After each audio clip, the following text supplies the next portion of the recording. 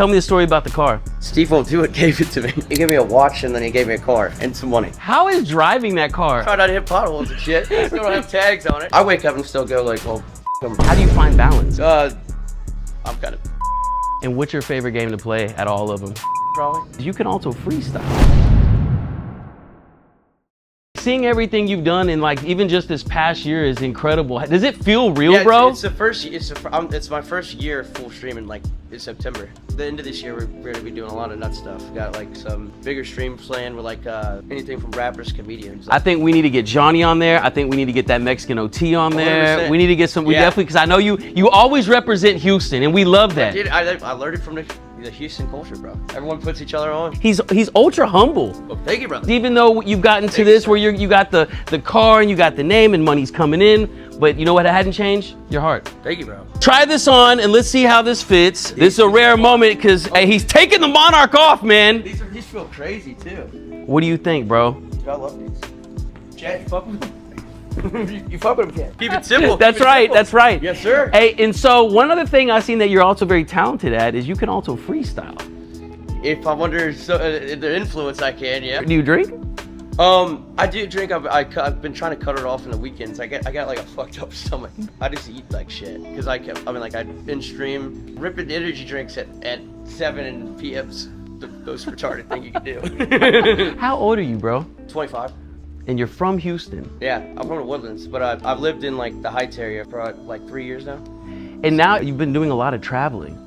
Yeah, like I'm gonna be, me and Banks and Steve will do it, or getting a place in Los Angeles together, and then I'll have a place here. That's dope, bro. Yeah, so where's been your favorite place? What's your favorite city? Japan. Japan was like really interesting. Like I'm in like Osaka part. Like Tokyo's kind of more touristy to me. Japan's sick, and then I love Nashville. Broadway was a lot of fun. I've never been. Oh, you gotta go. And I heard the food. I heard. I with you I will. Couple shots? With you I will, brother. But I actually do not drink. I just smoke a little bit. That's mostly what I do. That is my only vice. I'll take a couple rips before, and maybe a couple deer in stream. That's right. You like dabs too? Yeah. Oh, like you're the. You know who really got me on dabs? Shout out to my brother Virgil. That Mexican OT. I'm still smoking dabs after hanging out with you, bro. Oh, really? I got cooked at the fucking at the Champs. You ever heard of Champs? Yeah, that big weed big weed event. Oh shit. And I was just like looking around, like, 'cause I don't usually smoke during the daytime. Yeah. You know, so No, that's smart. I was fried in Vegas. Vegas no excuse. That place got a soft spot in your heart though, 'cause that's where you got the whip from. Yeah. What did you have before you had the whip outside? Tacoma, and then a Lamborghini. Bro, I gotta ask you, what does your parents think about all this, bro? They're like kind of like, what the fuck? But now it's more of like, they're a little bit more used to it, but it's definitely like, holy shit. I wake up and still go like, every day I kind of go like, Is this still like a dream? damn, this shit's kind of crazy. It went fast. When was kind of like the aha moment for you where you witnessed or that you realized that this thing was bigger than what you thought it was? Like I was starting getting like millions of views on like clips and stuff, and like, because there was other people posting. I didn't like, it wasn't blowing up my phone. It was more like, oh damn. I went to Kansas with my friend Hunter Dickinson. He plays basketball there. That was the first time like I was around a college crowd. And they were like kind of like turned from a point where like people were like putting like asking for pictures like this to like taking pictures, and like that was like I was like going like, oh shit, this is kind of like, I'm kind of too big for this. So like, let's say you were to go out to have lunch or dinner out here in Houston.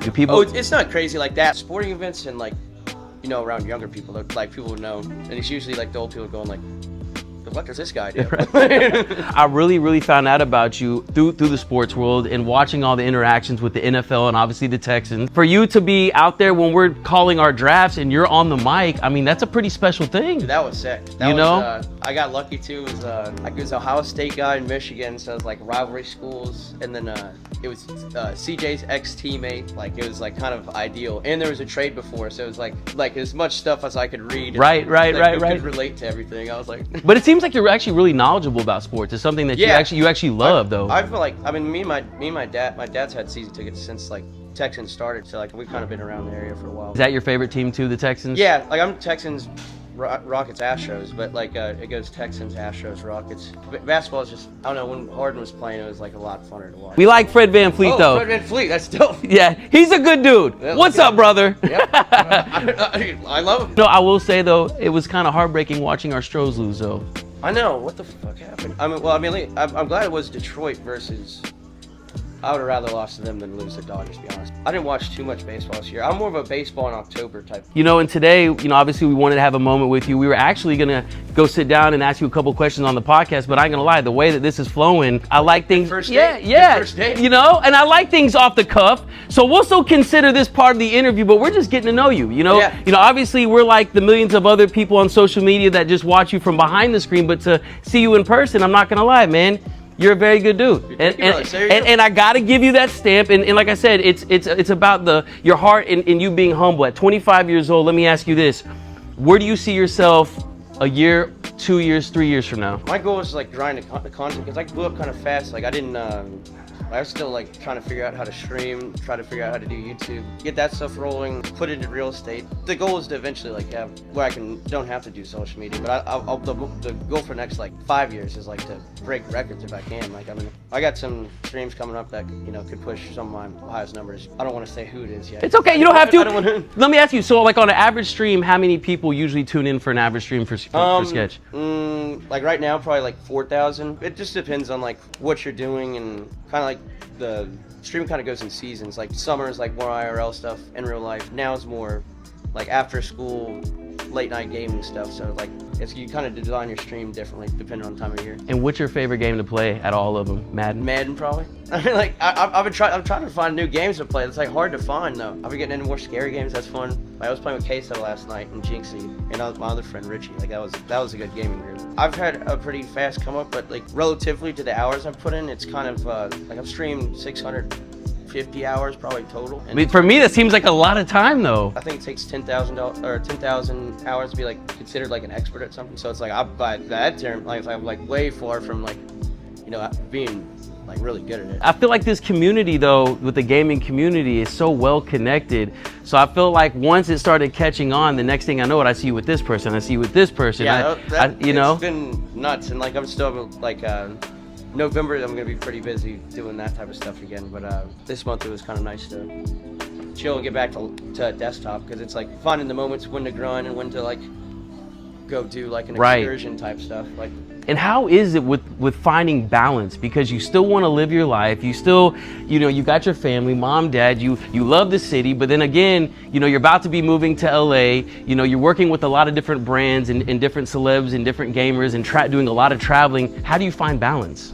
I'm not very good at it. That's probably why my stomach's fucked up. Yeah, it's pretty hard. I mean, like, it's not hard. I'm just not good at being organized, to be honest. That's why my car doesn't have my license plate. Like, a lot of things I need to iron out. Like, it's cool being around certain people like a FaZe Rug, like a FaZe Banks, where it's like you can see what like someone who knows how to maximize their time and like energy into shit. Like, yeah, I'm not by any means good at that. That's why I'm trying to get my hours up streaming because like half the time I'll be up late, trash my room. And one other question I want to ask you, because obviously I know you also have like a lot of kids that also look up to you. Obviously, you had went viral from something in the past, and we won't talk about that because at the end of the day, our past doesn't necessarily dictate our future or who we are, but it is part of our story. And one thing I want to ask you is, for someone that's going to be watching this right now, what is maybe even some words of advice you can give to kids, even through your own story? I guess if I had advice, it'd like be like, everyone's got something they're either dealing with or have done, and like, I'm right with God, so like I don't really feel the need feel like I gotta I owe it to anyone. Right. That's why I came out and like, well, fuck them. Right. Just told people, it was me, and I did that. I'm a different person. Shit has changed. When we do these interviews, we also like to promote positivity too, Yeah. And to see you go through that, and then fuck them, like it's more of like you worried about what other people think. That's the other thing. Like doing everything online. It's like, right. I got used to people just like, if I don't like everyone, how can I expect everyone to like me? Trying to deal with things you can't control is like one of the worst things you can do. The one thing that I think people love about you the most, and me just my short time in talking to you, is that you're yourself. And that right there, there's so many people that fake it in front of here, but at the end of the day, you're yourself. And I feel like that's why people are naturally attracted to your energy, is because you are who you are. Thank you. And there's no changing that. That's sick. And we love Sketch, and he is my brother, and we are about to go see Johnny Dang, because even though he got the chain from Johnny Dang, Johnny wasn't here yesterday, but he's here today. I gotta show him it. Yeah, you want to go meet Johnny Dang? Let's go.